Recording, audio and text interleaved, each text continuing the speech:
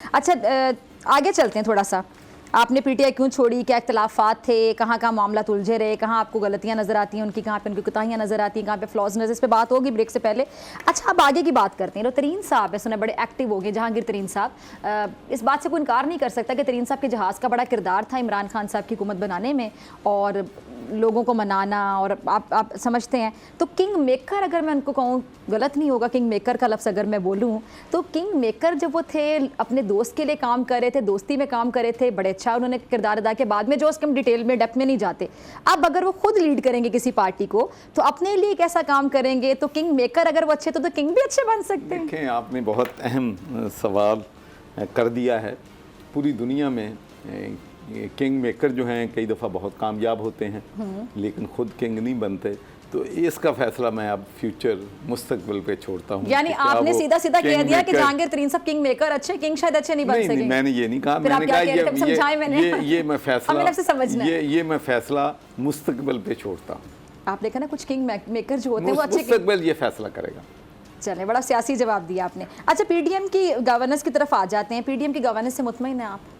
बिल्कुल मुतमईन नहीं हूँ। देखें, बात ये है कि हमें अपने आप से ये सवाल करना है बहसीयत पाकिस्तानी कि पिछले 75 सालों में क्या हम इस मुल्क से गुर्बत का ख़ात्मा कर सकें, क्या इस मुल्क में हम अदल व इंसाफ लेके आ सकें, क्या जो 2.5 करोड़ बच्चे स्कूलों में नहीं जाते क्या हम उनको स्कूलों में लेके गए हैं, क्या ये नौजवान जो लाखों की तादाद में यूनिवर्सिटियों से डिग्रियां लिए फिरते हैं क्या हम उनको एम्प्लॉयमेंट अपॉर्चुनिटीज़ दे सके हैं, क्या हम इस मुल्क में पुलिस रिफॉर्म लेके आ सके हैं, क्या हम इस मुल्क में जुडिशरी रिफॉर्म लेके आ सके हैं, क्या हम इस मुल्क में साउंड जो है लोकल गवर्नमेंट सिस्टम, क्या हम महंगाई ख़त्म कर सके हैं। तो हर चीज़ का जवाब नफ़ी में होगा। सॉरी मैं आपको इंटरप्ट कर रही हूँ। ये जो आपने बात की नौकरियों के हवाले से, तो बड़ा दुख होता है मुझे।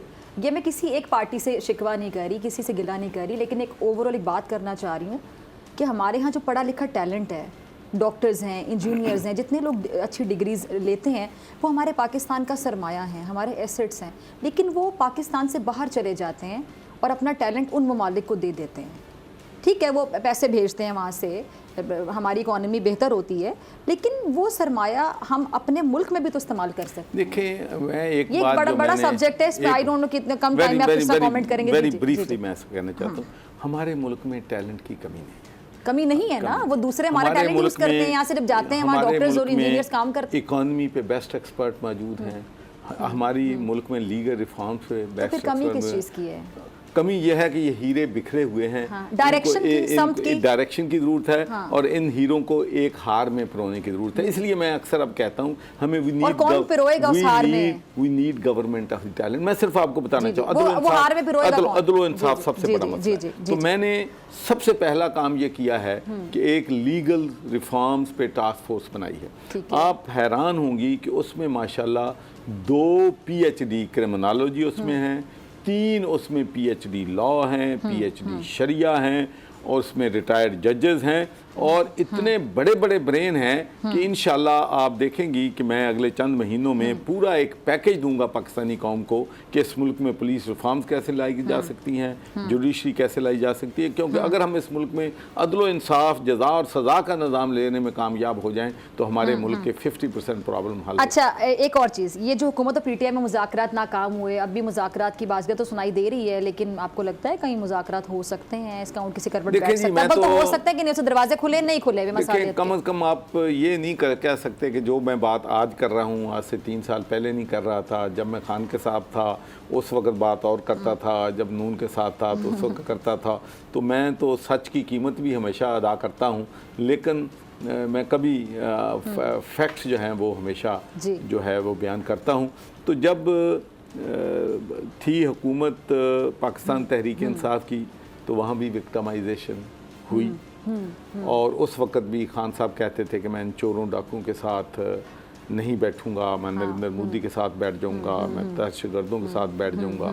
अब PTI वाले कहते हैं कि हम जी दहशतगर्द के साथ नहीं बैठेंगे, ये नहीं करेंगे। मैं समझता हूँ कि दोनों गलत हैं। ठीक है, इनको मुल्क के लार्जर इंटरेस्ट में देखो। गरीब को 2 वक्त की रोटी नहीं मिलती, गरीब काका कशियों पे मजबूर है। हमारे जो रिजर्व्स हैं वो $4 बिलियन पे आ गए हैं। हमारा डॉलर जो है वो 300 रुपए से ज़्यादा चल गया। लेकिन जिनके बच्चे बाहर पढ़ रहे हैं, मैं आपको बताऊं इतनी मुश्किल में हैं हमारे स्टूडेंट्स दुनिया में जहाँ जहाँ भी गए हैं कि यहाँ पर वो 1 लाख रुपए अगर महीने का बेचते थे, अब उनको डबल बेचने पड़ गए हैं, क्योंकि डॉलर जो है रुपये के मुकाबले में जो है रुपया आधा रह गया है। तो ये लोगों के लिए मुश्किलात बहुत बड़ी हैं। इसलिए मईशत मिसाक मईशत जो है वो ज़रूर होना चाहिए और हमें मुश्किल फ़ैसले जो हैं मईशत को बेहतर करने के लिए करने चाहिए। तो मुज़ाकरात की नाकामी का मलबा आप ज़्यादा किस पे डालना चाहेंगे, किसको आप जिम्मेदार ठहराएंगे, हुकूमत को या पीटीआई को? पहले पीटीआई नहीं किसी टेबल पे आना चाहती थी। दोनों यानी आपको लगता है? मैं तो जी हाँ, ताली दोनों हाथों से बजती। लेकिन ज़्यादा कसूरवार आप किसको कहते हैं? मैं कसूरवार सिर्फ इमरान खान को इतना देता हूँ कि जो मुझे अफसोस है, जो मैं समझता हूँ, और ये मैं कहा था जब हम बरसर इक़्तिदार थे कि जो रास्ता हम अपना रहे हैं ये रास्ता हमें जेलों की तरफ लेके जाएगा। ये बात मैंने कुछ 30 पार्टी के सीनियर की मौजूद में कही थी। ये आर्मी से कन्फ्रंटेशन जो है जी। और आप अपने मुल्क की फ़ौज को, आपके अदारों को किसी सूरत भी उनको मलाइन नहीं करना चाहिए। उनके ख़िलाफ़ प्रोपेगेंडा जो था उससे मुल्क को भी नुकसान पहुंचा। और आपने देखा कि इवेंचुअली 9 मई से पहले खान का हर बयानिया बिक रहा था, लेकिन 9 मई के बाद जो वाक़यात हुए हैं उससे पाकिस्तान को भी, तहरीक इंसाफ को भी नाकाबिले तलाफ़ी नुकसान पहुंचा है। अच्छा, एक और चीज़, ये जो आपने, ये तो मुझे नहीं बताया, आपने कहा चले मैं उनके नाम नहीं लूँगा, जो इमरान खान सबको यहाँ पहुँचाने में जिनका किरदार रहा, उनके अपने इर्द गिर्द के जो लोग थे, और कुछ लोगों के मुताबिक फ़याज़ुल हसन चौहान साहब उस दिन मेरे प्रोग्राम में आए 3-4 दिन पहले, तो बड़े गिले करके गए। उन्होंने कहा कि जी एक टोला था जिसने घेरा हुआ था इमरान खान साहब को, और आम वर्कर की रसाई तक नहीं होती थी। मतलब खुद भी मिनिस्टर रहे, लेकिन कहते मेरी रसाई नहीं थी, क्योंकि वो जो इर्द गिर्द लोग थे वो खान साहब को कुछ लोगों से मिलने देते थे, कुछ के लिए दरवाजे बंद कर देते थे। पहले ये तो लीडरशिप पे सवाल बनता है ना कि कुछ के लिए अपने दरवाजे खोल दिए, कुछ के लिए बंद कर दिए। लीडर तक सबकी एक्सेस होनी चाहिए, मुझे लगता है। अच्छा, आप उन लोगों का जिक्र तो कर सकते हैं ना जो खान साहब को बहुत ज़्यादा समझाते थे, पीटीआई के लोग जो खान साहब को समझाते थे। नहीं, यही तो एक अलमिया है कि खान ऐसे लोग थे कुछ जो बहुत ज़्यादा समझाते थे। खान साहब, इनके जो कोई मेन लीडर्स, खान साहब के सामने कोई नहीं बोलता, कोई एक भी नहीं था जो समझाता था, हाथ बांध के खड़े, कोई एक भी नहीं था। पहले था, कौन था, मतलब कौन था? पहले ये तो पॉजिटिव चीज़ है ना, अगर आप बताना चाहें। पहले मैंने देखा कि ये जो इवन फवाद चौधरी चीज़ों पे गवर्नमेंट था, लेकिन जब वो भी खान के प्यारों में आया तो फिर वो थोड़ा सा। अच्छा, पहले फवाद आप कह रहे हैं समझाते थे, तो मैं क्रिटिकल थे बुज़दार की हुकूमत पे, दूसरी ठीक है, बुज़दार की हुकूमत की मुखालफत करते थे उस्मान बुज़दार साहब भी करते थे। लेकिन एक बात जो सबसे बड़ा नुकसान, सबसे बड़ा जो नुकसान किया मैं, जब किसी भी पार्टी का लीडर का वर्कर्स के दरमियान दीवार आ जाए तो उससे ज्यादा लीडर को नुकसान तो नहीं इसमें और ये मैं बार कहता रहा कि आप ये हफ्ते में एक दफ़ा आएँ। मैं गवर्नर हाउस में, इतनी बड़ी जगह है, मैं 400-500 वर्कर्स जो हैं उनको एक रीजन से, कभी दूसरे रीजन से, उनसे सवाल जवाब करें, ताकि वो जो मेरे, देखो ना मेरी फ्रस्ट्रेशन की वजह क्या थी। अच्छा, ये बात आप किससे कहते थे? या खान साहब से? तो क्या उनका आगे से क्या रिस्पॉन्स होता? मिलेंगे लेकिन टाल देते थे। लेकिन वो बस मसरूफियात, आपको पता है फिर प्राइम मिनिस्टर की इतनी होती है, मैं उनको चले हाँ वहाँ पे। लेकिन मैं ये कहता हूँ कि जो मेरी फ्रस्ट्रेशन होती थी यही होती थी कि मेरे पास वर्कर की एक्सेस थी, वो आके बेचारे अपनी परेशानी का इज़हार करते थे कि हमें एमएनए एमपी हमारी बात नहीं पूछ रहे, हमारी पूरी बात पूछ रही, हम कोई छोटा काम भी नहीं करवा सकते। तो वो मैंने अपनी जो फ्रस्ट्रेशन है वो आगे जाहिर है कि अगर मैं वहाँ पर बैठा हूँ तो दयानतदारी का तकाजा यही है। अगर आपको ये वीडियो पसंद आई तो सब्सक्राइब करें और बेल आइकन पर क्लिक करें।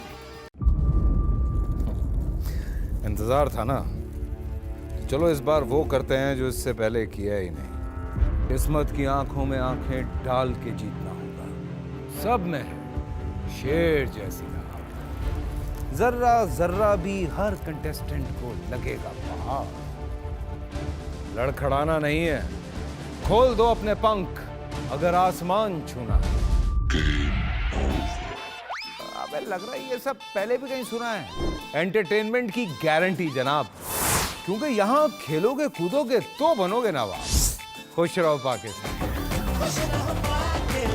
खुश रहो पाकिस्तान, बुध और जुमेरात शाम 7 बजे सिर्फ बोल एंटरटेनमेंट पर। सब्सक्राइब करें और बेल दबाएं ताकि कोई खबर रह न जाए।